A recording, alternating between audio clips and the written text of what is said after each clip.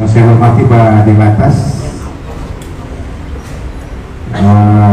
teman dari Disub DKI Jakarta, kemudian juga dari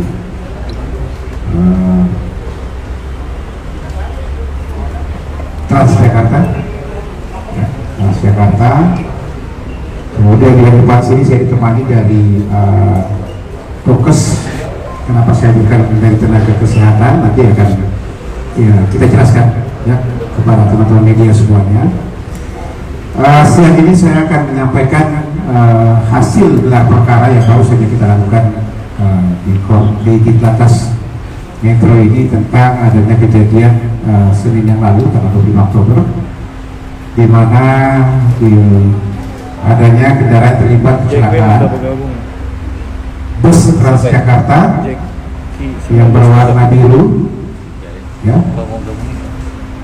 B747TK dengan kendaraan bus Transjakarta yang berwarna biru juga di kendaraan B7113TGB yang kemarin sempat ramai yang mengakibatkan ada dua orang meninggal dunia, kemudian luka berat itu ada 5 orang dan luka ringan 26 orang, total 33 orang ya korban yang ada ya, di mana kerusakannya lanjut saya disingkatnya saja, kerusakannya adalah kendaraan bus Transjakarta B7477TK rusak pada bagian bodi depan hancur, kemudian kendaraan bus Transjakarta B7113TGB ini bodi di belakangnya hancur. Dua korban meninggal dunia, salah satunya adalah sopir dari B7477 dan satu adalah penumpang. Semua tim sudah melakukan gelar perkara untuk bisa mengetahui apa penyebabnya, kemudian juga bagaimana hasil analisa dari PAA yang ada ya. Kemudian juga dilihat dari sudut siapa yang menjadi penyebab ini, apakah kendaraannya atau human error atau manusianya di sini. Ini saja baru saja kita lakukan gelar perkara. Intinya bahwa memang betul tim sudah bekerja, dari Ditlantas langsung memimpin, kemudian dari forensik juga ada, kedokteran forensik ada, dari forensik kepolisian juga ada, dari ATPN juga ada untuk kendaraannya, dan hasil kesimpulan bahwa penyebab kecelakaan ini diduga sementara ini adalah hasilnya adalah hasil kita perkara adalah human error atau pengemudi. Jadi pengemudi yang meninggal dunia yang membawa mobil bus Transjakarta itu 473TK ini adalah tersangkanya ya, dia meninggal dunia. Diduga sampai dengan saat ini hasil pemeriksaan dari pihak kedokteran kepolisian dan juga dari lapor kepolisian, memang si pengemudi B747 ini punya bawaan penyakit riwayat kesehatan epilepsi. Nanti akan dijelaskan oleh Pak Dirlantas dan juga dari pihak Trans dan juga kedokteran akan menjelaskan kenapa sampai arah ke sana, apa barang bukti yang ditemukan ya, nanti akan dijelaskan satu persatu. Tapi itu pembukaan dari saya teman-teman semuanya, bahwa hasil gelar perkara tersangka dari kejadian kecelakaan ini adalah pengemudi kendaraan Transjakarta B7477TK, di mana yang bersangkutan juga meninggal dunia. Ini mungkin dari awal saya, terima kasih. Nanti silakan Pak Dirlantas menjelaskan secara terperinci seperti apa. Terima kasih. Assalamualaikum warahmatullahi wabarakatuh.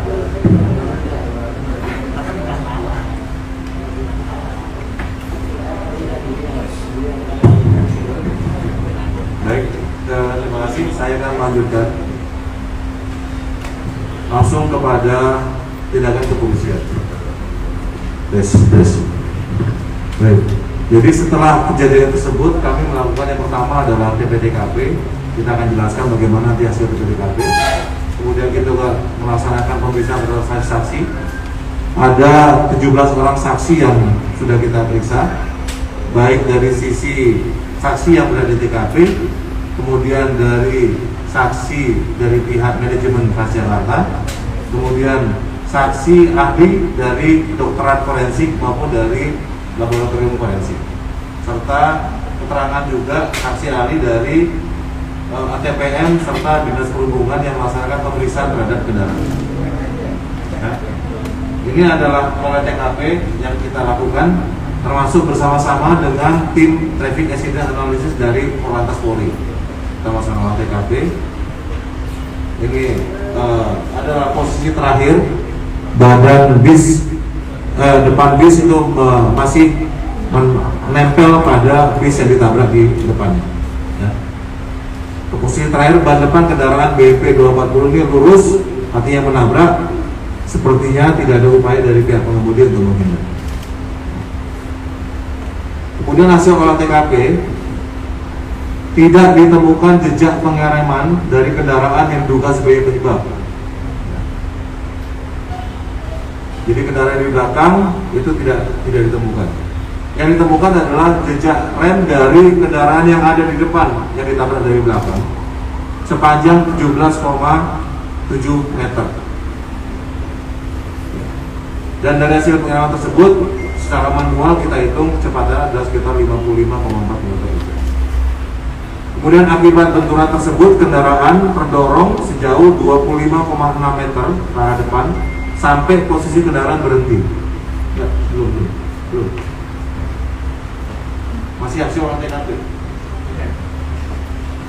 Kemudian posisi terakhir tadi yang menabrak B747 lurus ke depan, tidak ada upaya menghindar.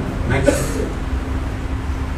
Ya, ini foto-fotonya ketika di TKP.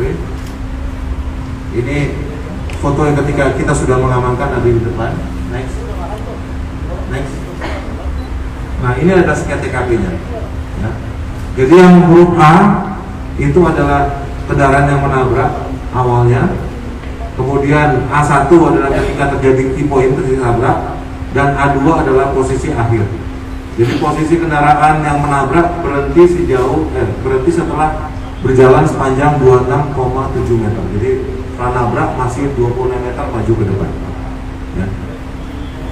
Sedangkan posisi B dan B1 adalah kendaraan yang ditabrak. Ini scan TKP.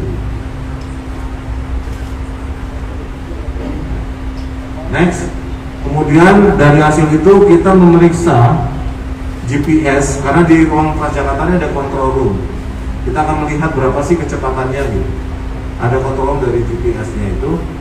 Bisa dilihat bahwa pada saat terjadi kejadian pada 8.38 kecepatannya 11 km per jam. Dan pada terjadi titik tabrak pada pukul 8.38 kecepatannya adalah 62 km per jam. Dan sampai akhirnya kemudian berhenti pada pukul 8.40 kecepatan 0 km per jam berhenti. Ya. Jadi dari sini kelihatan menjelang halte, alih-alih kendaraan itu melambat, ini malah menambah kecepatan. Ya. Nah, dari sini kemudian kami melakukan traffic accident analysis next untuk melihat kira-kira bagaimana secara 3D, 3 dimensi, bagaimana kejadian kecelakaan tersebut. Silakan, ya, filmnya.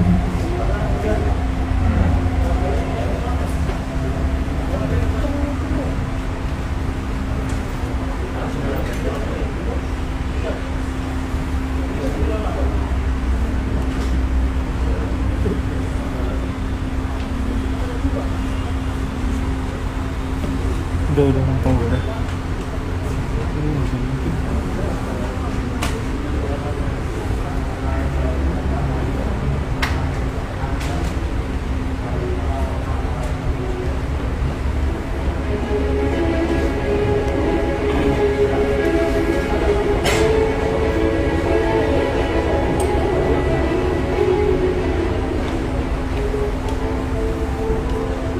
Ini adalah TKP-nya.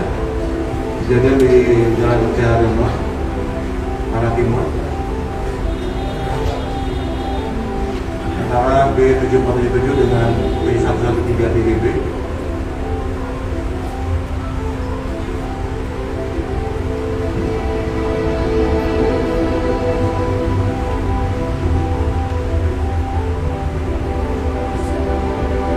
Ini petugas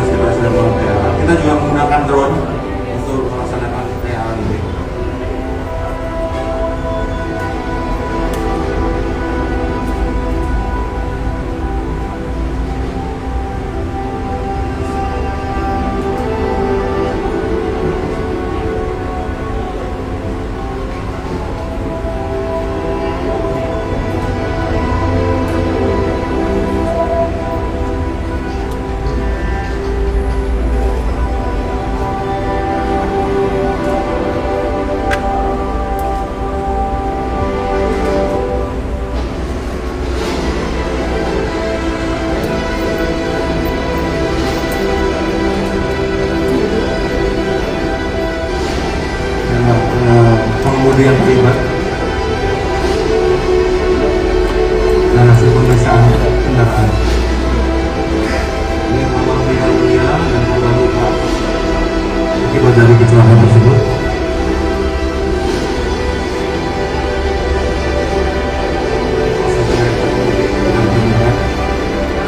Ini adalah posisi kendaraan korban yang satu lagi. Jadi korban lagi duduk paling belakang di kendaraan mobil.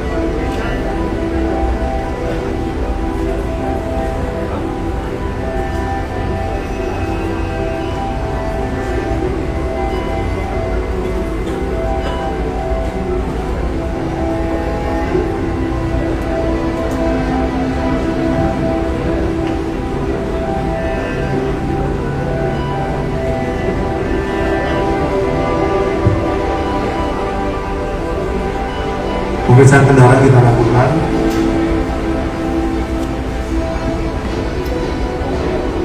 Dari ATPM dengan didampingi oleh petugas kita.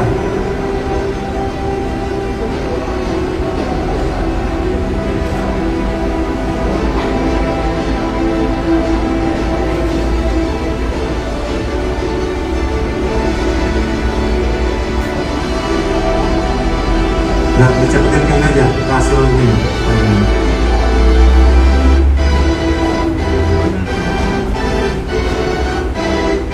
Ini kita lihat pemeriksaannya.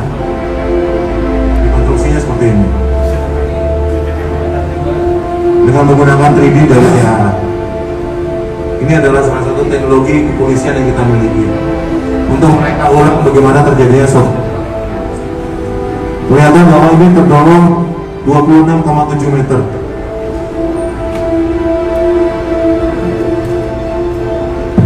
Yes. Lihat dari tambah belakang.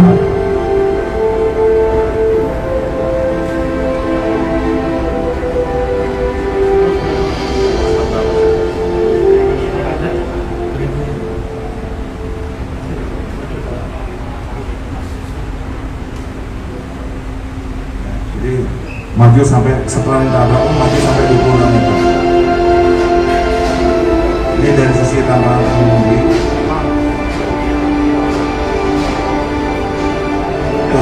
Kelihatan detiknya masih maju sampai sekitar 7 detik dari tabrak itu masih dorong sampai dia berhenti. Ini yang kami saja.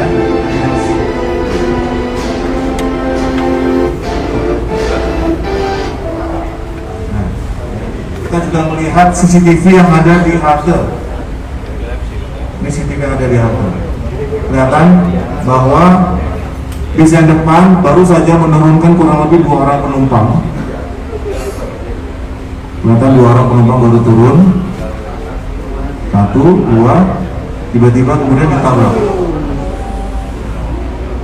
Sejauh 26 meter dan baru berhenti. Ya, next. Kembali ke outlet. Nah, dari situ kita ini sudah ketahuan nih kayak rangkaiannya mengemudi seperti apa. Kemudian pertanyaannya adalah mengapa tidak ada upaya pengereman? Apakah karena ini vehicle error, kesalahan pada pihak kendaraan, atau ini human error? Nah, untuk meneliti apakah ini vehicle error atau human error, maka kami mengundang saksi ahli baik dari Dinas Perhubungan maupun dari ATPM untuk melaksanakan pemeriksaan. Inilah yang mereka lakukan. Saksi ahli dengan didampingi oleh petugas penyidik. Apa? Ya, next. Nah, hasilnya adalah bahwa didapatkan hasil sistem kemudi normal, sistem pengereman normal, kondisi ban masih bagus, dan ini dituangkan dalam laporan hasil investigasi ya, yang dilakukan oleh saudara Kuryanto dari pihak ATPM PT Hino, karena memang bis yang terlibat kan PT Hino. Jadi menurut ahli yang meriksa kendaraan semuanya normal. Kemudian diperkuat juga dengan petugas penguji dari Disub atas nama Marianto ya, yang menyatakan bahwa kirnya masih berlaku dan bis Transjakarta dinyatakan layak jalan dan layak uji. Oke, jadi dari 2 hasil pemeriksaan itu penyidik menyimpulkan bahwa vehicle tidak ada masalah. Berarti kecurigaan kita adalah pada human error. Nah, di awal kami berusaha supaya penyidikan ini tidak hanya untuk menentukan siapa tersangkanya, bagaimana kejadiannya, tetapi juga karena ini sifatnya adalah public transportation, angkutan umum, maka kita juga akan berusaha memberikan rekomendasi untuk kepada pihak manajemen. Nah, sekarang karena vehicle error sudah terbukti tidak karena semuanya masih bagus, kecurigaan kita ada pada human error. Nah, akibat human error ini barulah kemudian setelah itu kita periksa saksi-saksi. Ada 17 orang saksi. Ya. Nah, saksi pertama adalah saksi yang kendaraan yang pengemudi yang ditabrak. Ya. Dia mengatakan bahwa sebetulnya antara pengemudi saudara J yang meninggal dan ditabrak itu jam 3 masih ketemu, jam 3 pagi saat sama-sama mau melaksanakan tugas, ya, ketemu apa? Nah, keterangan penting lainnya adalah bahwa yang bersangkutan tidak mendengar suara pengereman ataupun klakson sebelum kecelakaan terjadi. Ya, itu dua keterangan penting. Ya. Kemudian ada salah satu penumpang yang kita tanya, saudara Fajra, menyatakan bahwa ketika mendekati halte tidak mengurangi kecepatan, bahkan cenderung menambah kecepatan saat berada di halte Cawang Ciliwung. Jadi menjelang halte Cawang Ciliwung, TKP atau Cawang Ciliwung, ya. Nah, itu jadi nambah kecepatan. Dan sebetulnya kalau saksi Noraga mengatakan transaksi normal berjalan dengan normal, ya. Kemudian ada lagi Dadang. Dadang ini mengatakan bahwa dia duduk di belakang sebelah kiri dari bis tersebut, mengatakan bahwa kurang lebih 100 meter sebelum halte bus menambah kecepatan dan tidak ada upaya pengereman. Bahkan karena melihat hal tersebut, saksi sampai berpegangan pada tiang yang ada dalam keadaan tersebut sampai terjadi kecelakaan. Jadi melihat tidak ada upaya pengereman, kaget, jadi akhirnya berpegangan. Ya, jadi dari beberapa saksi itu terlihat bahwa memang tidak ada upaya pengereman. Ya. Nah, terus kita nanya ke pihak manajemen, ya. Sebetulnya SOP-nya bagaimana sih? Nah, SOP-nya harusnya menjelang di dalam Transjakarta itu bis kecepatan maksimal adalah 50 km per jam. Nah, jadi hasil TAA yang mengatakan 63 km per jam, kemudian hasil CCTV 60 km per jam itu mengatakan bahwa memang terjadi pelanggaran SOP, bahwa dia kecepatannya di atas 50 km per jam. Ya. Nah, dan ini termonitor sebetulnya dari ruang kontrol di pihak pengelola. Disebutkan bahwa bila ada kendaraan yang overspeed, maka di layar monitor akan berwarna merah. Jadi monitornya ada di ruang kontrol, bukan ada di bis kendaraan, ya. Sebetulnya terpantau, makanya ada data tadi GPS tadi berapa kecepatannya. Ya. Oke, nah ini adalah SOP-nya. Next, ya. Terus start operasional juga kita periksa, ya. Next, bahwa saudara sebetulnya pada hari Minggu tanggal 2 Oktober itu saudara J sedang dalam keadaan off. Jadi sebetulnya hari sebelumnya itu dia sedang tidak dalam membawa kendaraan. Bahkan terbukti juga ada ketika kita tanyakan kepada pihak rekrutmen bahwa ketika mendaftar next yang bersangkutan juga ada surat keterangan sehat yang dikeluarkan oleh Puskesmas Warung Kondang Cianjur pada tanggal 14 November 2020 yang menyatakan bersangkutan sehat. Jadi itu penasaran nih, kenapa dia sampai bisa hilang konsentrasi? Akhirnya next, ya, lagi keterangannya sama. Nah, ya. Terus kita cek, ternyata sebelum melakukan mengemudi, ya, yang bersangkutan sudah mengisi checklist. Jadi rupanya pengemudi Transjakarta ini sebelum operasi dia mengisi checklist tentang kondisi kendaraan dan kondisi kesehatan, ya, mengisi checklist. Oke. Nah, akhirnya kita memeriksa dan melakukan pemeriksaan di kamar atau mes tempat si pengemudi ini tinggal, ya, di mes di Ciputat, ya, ya. Dan kita tanyai teman sekamarnya yang atas nama WK, ya, yang mengenal korban sudah 8 bulan, dan almarhum pernah bercerita bahwa kalau punya riwayat sakit saraf, sering pusing dan mengkonsumsi obat hampir setiap hari, yaitu mengkonsumsi obat pusing dan obat saraf, ya. Dan ini ditunjukkan, next, kita melaksanakan pemeriksaan. Jadi penyidik laka atas melakukan pemeriksaan terhadap lemari si pengemudi ini dan menemukan berbagai obat-obatan. Kembali, salah satunya adalah obat amlodipin besilat 5 mg obat darah tinggi dan obat phenytoin atau obat saraf, ya, ditemukan di kamar pelaku. Nah, dari obat-obatan itu kemudian kita panggil saksi ahli, Pak Dokter. Nanti saya tanyain, Dokter Muhammadiyah dari Bidokes PMJ. Obat apa sih obat amlodipin itu dan phenytoin itu? Ya. Nah, saksi menerangkan bahwa obat amlodipin untuk menurunkan tekanan darah, sedangkan obat phenytoin adalah untuk obat epilepsi atau obat pereda kejang atau konvulsan, ya. Amlodipin obat bebas bisa dibeli tanpa resep dokter, sedangkan phenytoin adalah obat keras harus menggunakan resep dokter, ya. Ahli menerangkan bahwa efek samping dari amlodipin adalah pusing dan lelah,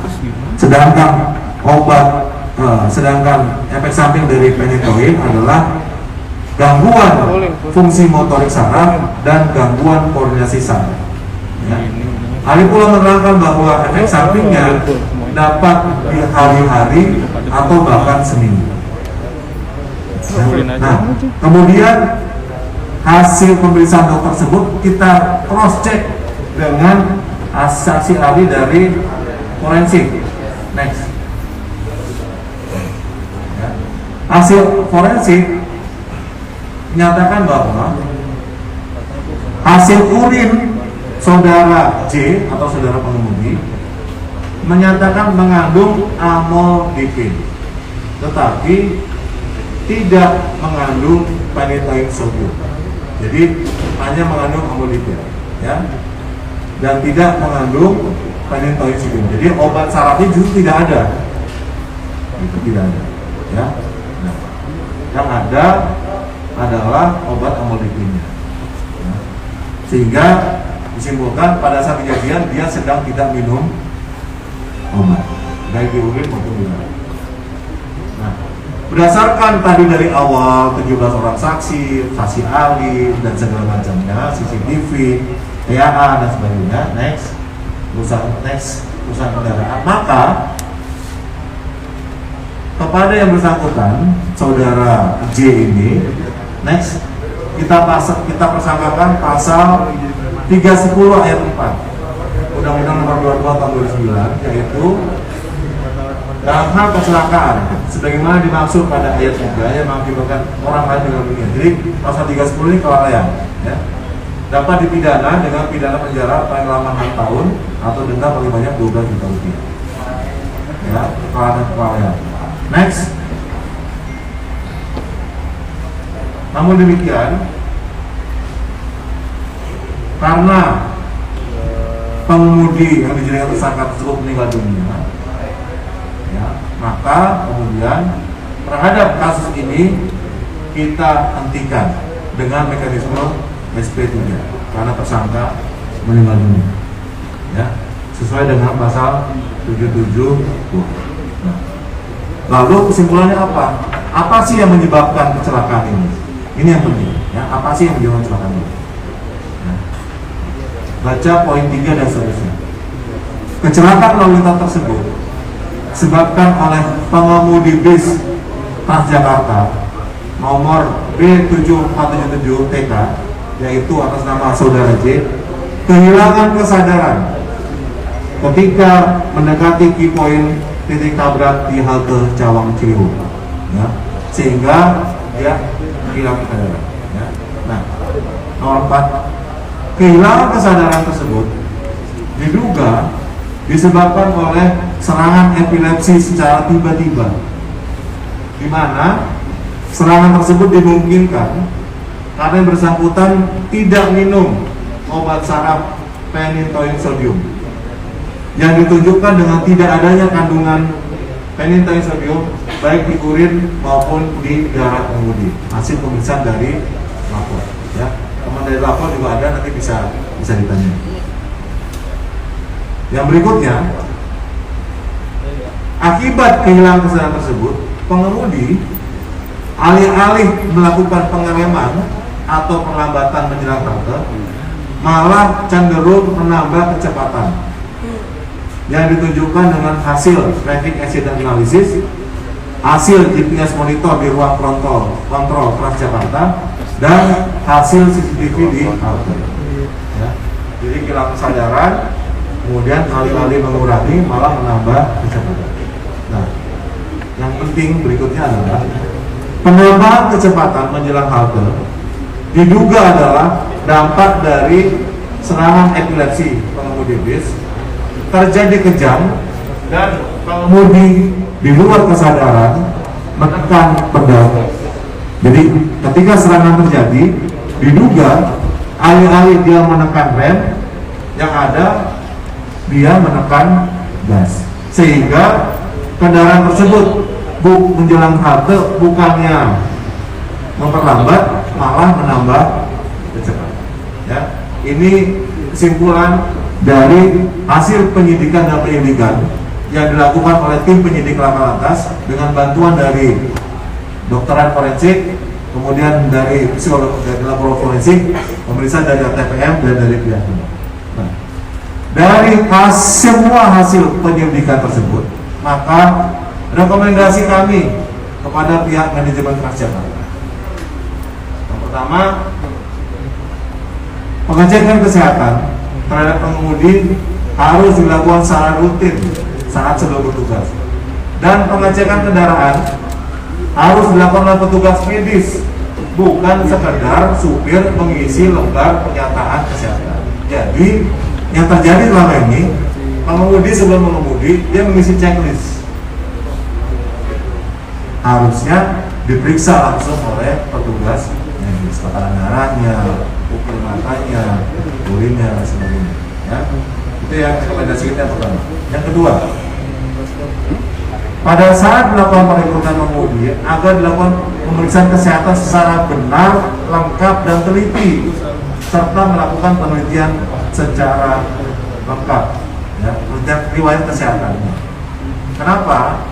Karena bisa saja kalau mengandalkan surat keterangan kesehatan yang dilakukan pada saat kelengkapan pendaftaran, bisa saja kemudian keterangan kesehatan tidak lengkap. Jadi seharusnya diteliti benar, ya.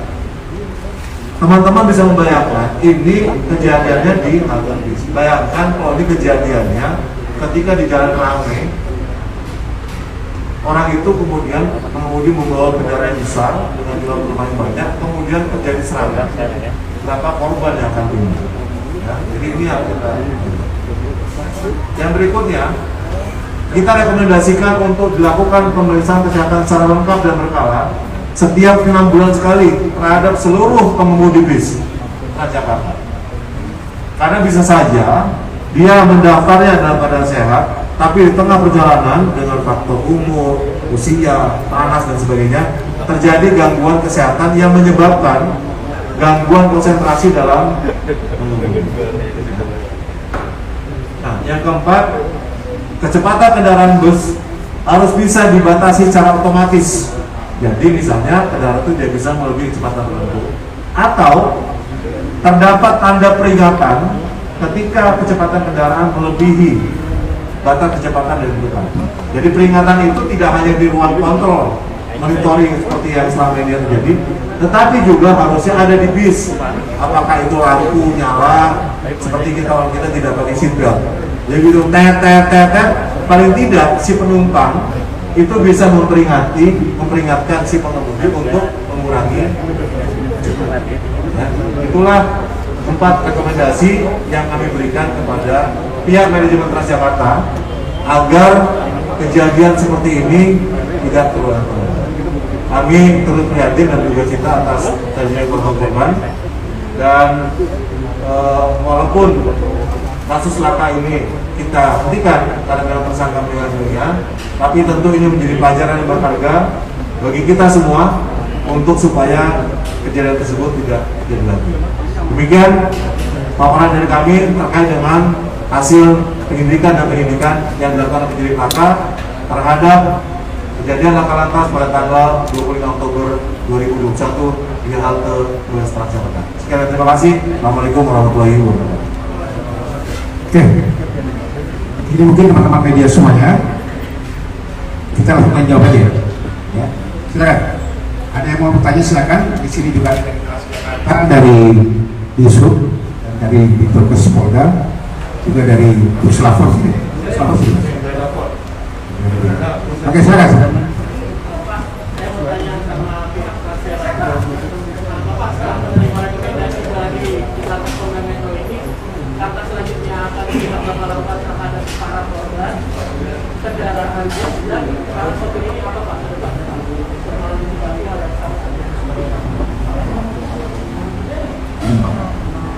Tadi salah satu korban ya Pak. Nah, korban ini pada saat terjadi kita langsung melakukan upaya-upaya perawatan dan seterusnya, dipastikan bahwa korban ini sembuh hingga tuntas. Nah, per hari Selasa kemarin, alhamdulillah korban-korban sudah tidak ada di rumah sakit, sudah dibil. Nah, kemudian terkait dengan santunan dan sebagainya, upaya itu diberikan kepada yang bersangkutan, baik dari operator jasa maupun dari Transjakarta. Itu dari sisi korban. Nah, seperti yang disampaikan Pak Sambodo tadi bahwa rekomendasi itu nanti coba kita melakukan upaya-upaya perbaikan. Karena kebetulan dalam hal ini Transjakarta selain mengelola unit bis sendiri, kita sebut dengan unit kelola, juga kita bermitra dengan operator melalui kerjasama kontrak. Benar, secara manajemen yaitu bagian dari Transjakarta yang operator ini, kita pastikan apa yang menjadi rekomendasi atau apa yang menjadi kesepakatan dalam kontrak itu harus dilaksanakan. Ketika ada hal-hal yang tidak sesuai dengan kesepakatan, itu nanti ada sanksinya dari Transjakarta. Demikian. Oke, silakan, ada lagi? Yang lain? Oke, silakan. Pak, nanti mengkonfirmasi sopir D ini pada saat pagi hari dia mengisi checklist kesehatan untuk dia berangkat bekerja, itu dia mengaku bahwa dirinya baik-baik saja. Nah, kalau seorang yang sakit epilepsi, mungkin dari Pak Dokter yang bisa menjelaskan apakah ada kemungkinan dia tiba-tiba begitu saja, atau sebelumnya kalau misalnya pada saat nanti dia tidak ada riwayat, tidak menyertakan riwayat, dia dapat surat keterangan bahwa dia sehat. Nah, bagaimana bisa seseorang itu kemudian kambuh tiba-tiba epilepsinya? Terima kasih atas pertanyaan mungkin Bapak yang menjawab. Jadi ya sebagaimana yang kita lihat di layar tadi bahwa pengemudi ya sekaligus korban yang meninggal karena itu punya obat yang namanya phenytoin. Phenytoin ini merupakan obat epilepsi yang bisa menyebabkan kalau tidak dikonsumsi bisa terjadi serangan kejang, ya, kejang dan juga bisa tidak sadar. Ya. Jadi memang diharuskan obat ini harus dikonsumsi rutin. Ya. Nah, ini pada saat pemeriksaan lapor tidak ditemukan. Berarti kan dia lalai tidak mengkonsumsi yang seharusnya dikonsumsi. Mungkin itu jawaban kami. Jadi harusnya dia minum tiap hari. Harus minum tiap hari. Pada saat kejadian hari itu dia nggak minum. Dibuktikan dengan tidak adanya kandungan obat tersebut di dalam darah maupun urinnya. Nah, karena dia nggak minum, kemungkinan diduga ketika dia bertugas terjadi serangan. Apa keterangan dari rekan kerjanya Pak selama kerja dengan dia, apakah pernah ada dari keterangan kita sudah periksa pihak manajemen. Jadi di pihak manajemen tidak ada laporan bahwa yang bersangkutan pernah sakit.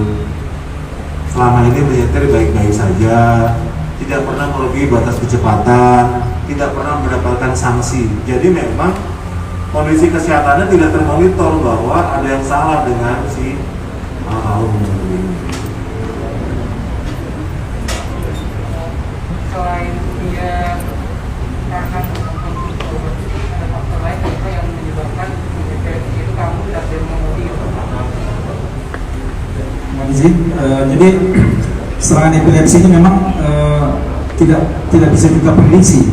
Jadi manakala kondisi seseorang ya atau pengemudi ya, karena kita bisa lihat riwayat dia ya, rutinitas dia jam 12 dia.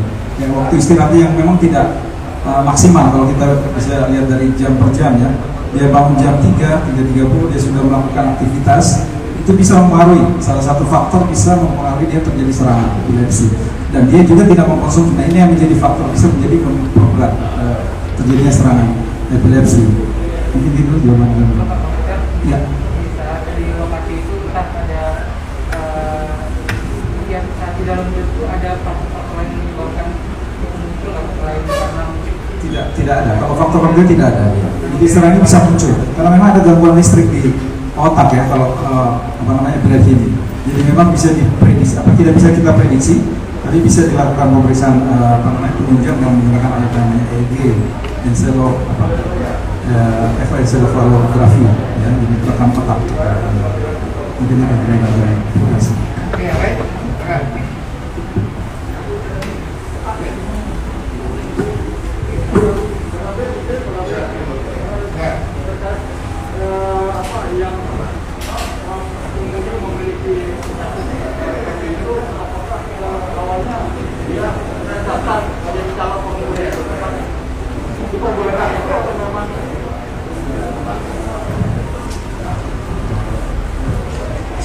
Saya jawab tadi jelas.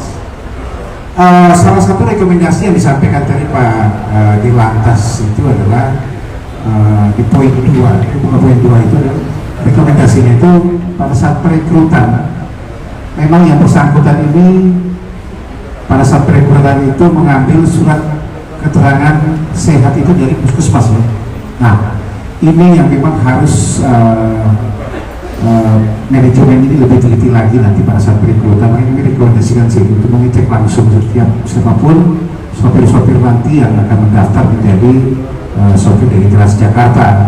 Nah ini yang memang harus betul-betul diteliti, termasuk di dalamnya adanya di poin 3 itu harus dilakukan pemeriksaan kesehatan secara ini. Juga di poin 1 yang kita temukan rekomendasi bahwa memang SOP-nya ada. SOP nanti bisa dijelaskan di atas. SOP-nya ada.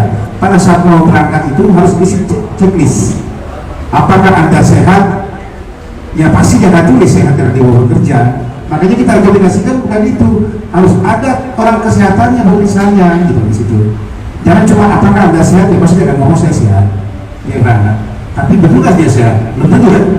Harusnya ada orang kesehatannya yang harus mengecek. Ini salah satu rekomendasi kita. Dan ini tidak terjadi di Transjakarta. Makanya kita rekomendasikan seperti itu. Oke? Bisa? Atau silakan mungkin? Coba ya? Yang lain? Silakan.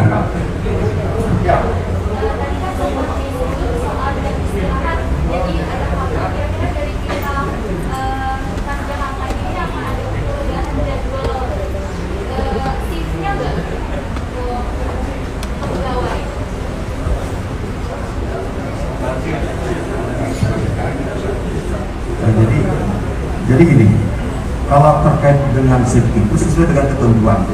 Jadi istirahatnya cukup, bertugas 8 jam, terus bisa pada saat bisa mengisi bahan bakar dan sebagainya. Nah kami dari Transjakarta memastikan bahwa itu dilaksanakan. Nah ini kan pengemudi kembali pengemudi operator. Tapi paling tidak kami memastikan bahwa itu harus dilaksanakan sesuai dengan jadwal shiftnya. Tidak boleh ada yang melebihi. Nah, sehingga nanti dampaknya tadi safety gitu.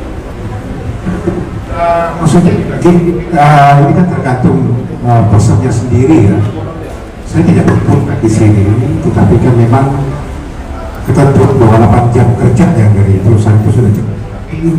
Kembali lagi ke individunya, ya kembali lagi ke individunya, harusnya dia istirahat dulu untuk persiapkan untuk kerja. Nah ini yang terjadi bukan bahwa hobinya juga hobi siapa?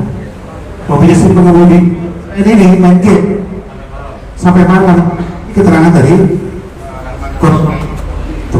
teman kos pekerjaannya. Makanya ini mungkin juga salah satu yang menghambat. Oke, silakan. Yang lain? Terakhir ya, Pak mau nanya. Kan tadi ada satu korban yang disebutkan mengungkap ya, tewas di belakang ya. Itu kenapa dia bisa meninggal katanya? Sama yang kedua ini Pak, terkait fasilitas gedungnya itu ya Pak, fasilitas kesehatan yang ditinggal itu seperti apa sih Pak? Apakah airbag-nya itu berfungsi atau tidak? Kecelakaan itu apakah sedang memakai sabun atau seperti apa Pak? Ya, memang korban yang satu lagi itu korban yang duduk di kursi paling belakang.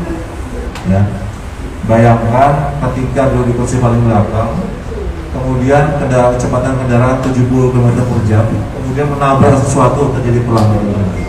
Maka yang di belakang ini pasti akan terlempar ke depan. Nah, ketika terlempar ke depan inilah kemungkinan terjadi luka di kepala dan sebagainya sehingga menyebabkan meninggal dunia. Nah, memang rekomendasi yang lain yang belum diberikan adalah kita berharap semua penumpang yang duduk itu memang terutama di belakang itu menggunakan seat belt ya, menggunakan seat belt. Hingga nanti pihak manajemen ya harus memastikan dan harus melihat apakah memang ada seat belt di kursi-kursi yang ada di kursi di Transjakarta. Karena pada saat kejadian baik di sisi depan maupun yang di sisi belakang semuanya juga penuh. Ada yang duduk dan ada yang sedang dipegang. Oke, cukup. Terakhir. Standar pemeriksaan kesehatan di Jakarta sendiri sudah dilakukan sebelumnya seperti apa sih Pak?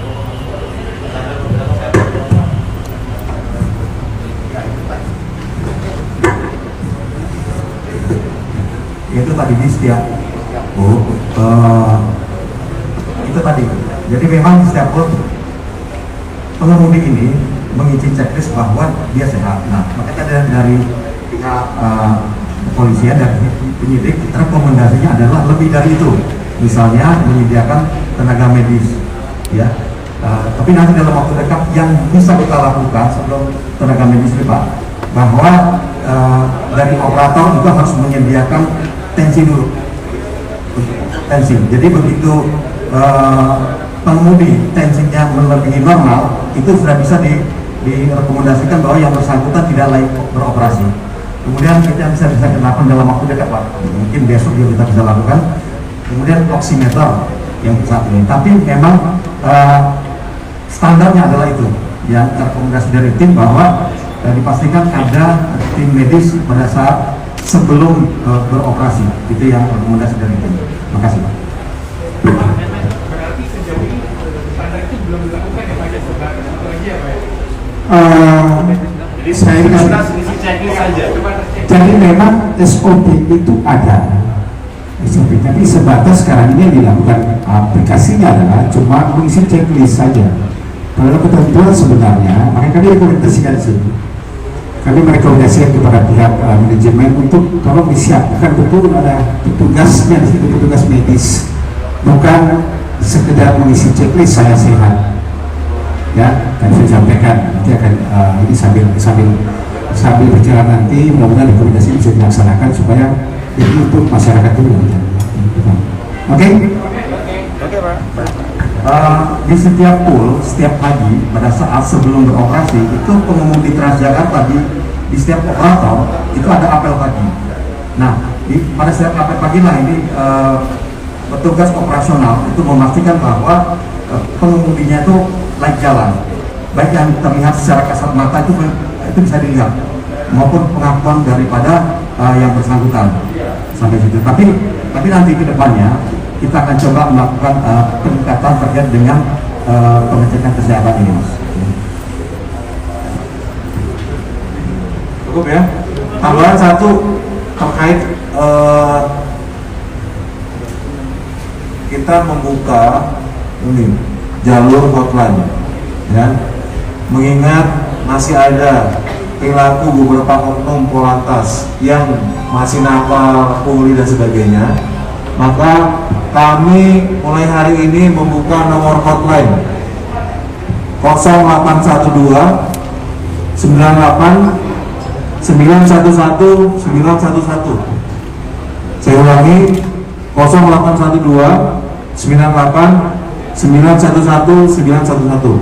Laporkan Polantas nakal baik di pelayanan SIM, SNK dan BKB maupun dalam hal penindakan di jalan, pungli di jalan, meras dan sebagainya. Silakan laporkan ke nomor ini. Nomor ini ada nomor WA-nya. Jadi silakan sertai laporannya, waktu, tempat kejadian, dan kalau perlu dengan bukti foto atau video, sehingga kami akan mudah untuk menindak anggota yang bersangkutan dan juga meningkatkan peran masyarakat dalam mengawasi perilaku anggota kami. Masih banyak polisi-polisi lalu lintas yang baik di jalan, tapi ini semua dicederai oleh perilaku beberapa oknum yang merugikan masyarakat. Untuk itu saya selaku Direktur Polda Metro Jaya meminta maaf apabila masih ada perilaku anggota kami yang melukai hati masyarakat. Kami akan berusaha untuk lebih baik lagi, dan silakan laporkan melalui nomor ini apabila masih ada anggota saya, khususnya di wilayah hukum Polda Metro Jaya, yang masih melakukan hal-hal yang tercela. Saya rasa itu tambahan dari kami. Terima kasih. Cukup ya, teman-teman semuanya. Terima kasih dari Frasiagata dari Bijut. Lagi batas. Assalamualaikum warahmatullahi wabarakatuh.